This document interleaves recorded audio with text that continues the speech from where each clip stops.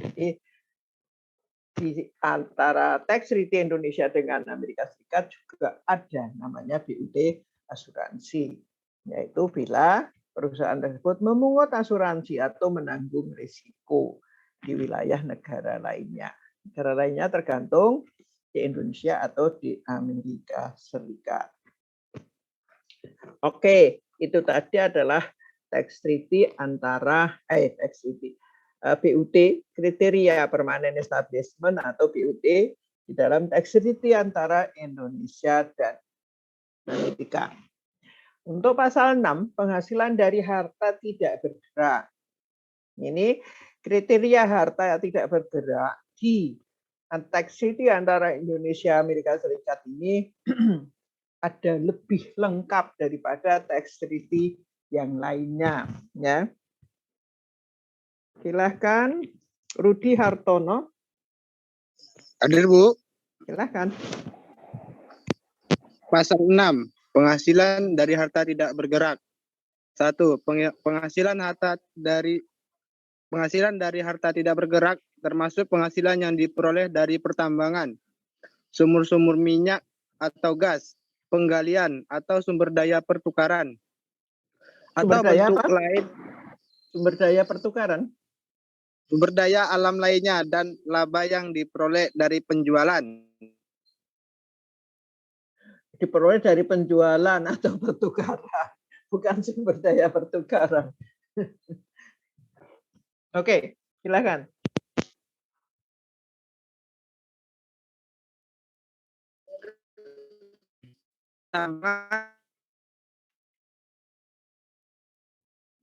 Suaranya hilang.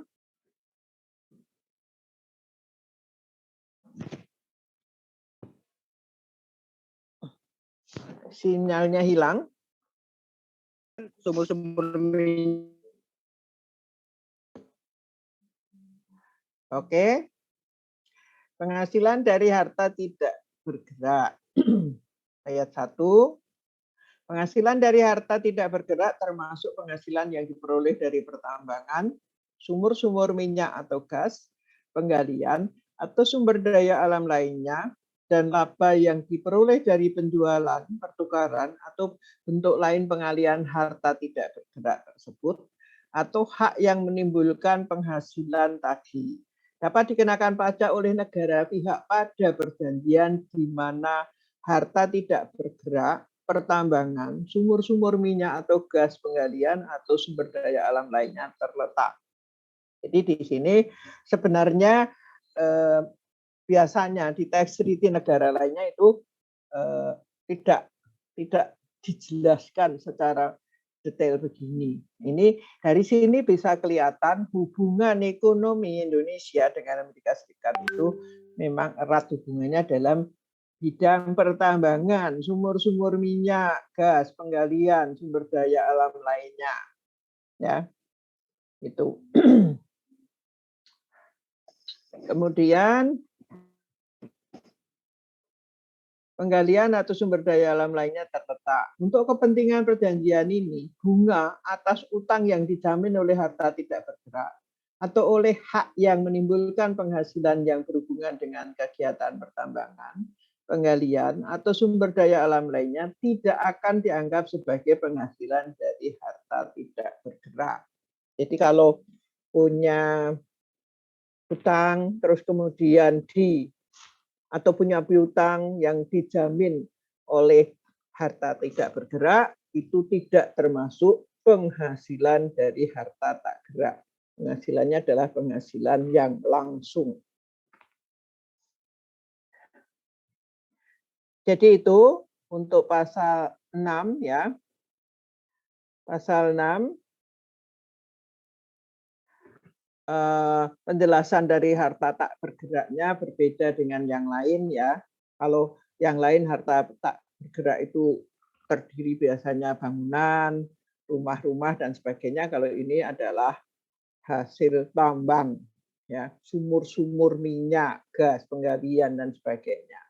Dan untuk semua tax treaty, maka untuk pasal penghasilan dari harta tak gerak itu sudah jelas biasanya dikenakan pajak di mana harta tersebut terletak, ya, di mana harta tersebut terletak. Kemudian kita lanjutkan dengan pasal 8, ya. Pasal 8 adalah laba usaha. Ya. Kenapa lanjut pasal 8? Karena ini erat sekali hubungannya dengan BUT. Silahkan dibaca Yasinta. Yasinta, silahkan. Pasal 8, laba usaha ayat 1. Laba usaha satu negara pihak pada perjanjian akan dikecualikan pengenaan pajak oleh negara pihak lainnya pada perjanjian kecuali jika penduduk tersebut menjalankan usaha di negara pihak lainnya pada perjanjian tersebut melalui suatu bentuk usaha tetap.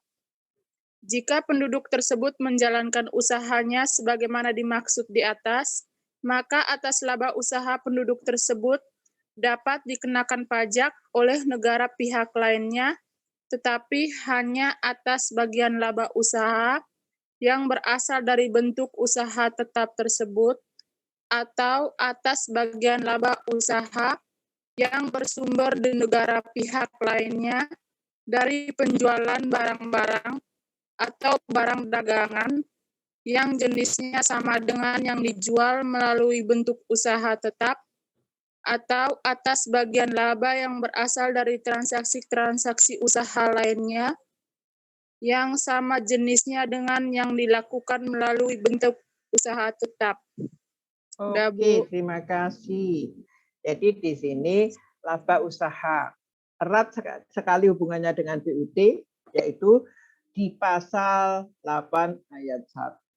Laba usaha penduduk salah satu negara pihak pada perjanjian akan dikecualikan dari pengenaan pajak oleh negara pihak lainnya pada perjanjian. Jadi sama dengan artinya bahwa laba usaha itu hanya dikenakan pajak di negara domisili. Kecuali jika penduduk tersebut menjalankan usaha di negara pihak lainnya pada perjanjian tersebut melalui suatu bentuk usaha tetap. Jadi tadi saya sebutkan bahwa hubungan erat dengan BUT adalah bahwa kalau perusahaan itu menjalankan usahanya melalui BUT di negara sumber, maka negara sumber berhak memajaki atas laba usaha tersebut. Pajak PPh pasal berapa itu yang dikenakan oleh BUT yang dimaksud di sini? Pasal berapa? PPh pasal berapa? Susah atau susah sekali? Laba usaha. Laba usaha dikenakan pajak pasal berapa? Pasal 29, Bu. Pasal 29. Ya. Atau PPh badan, ya. PPh badan atau PPh atas laba usaha. Karena PPh orang pribadi juga bisa kalau dia pengusaha, ya. Pasal 25 dan pasal 29. Jadi intinya bahwa kalau perusahaan itu memenuhi syarat sebagai BUT di negara sumber, maka negara sumber ikut memajaki, sehingga kriteria BUT, ya, kriteria BUT itu sangat penting, ya, sangat penting. Time test, ya, time test itu sangat penting. Jadi tadi disebutkan untuk menghitung berapa orang itu ada di Indonesia. Ya, menghitung kalau sudah lebih dari 120 hari, maka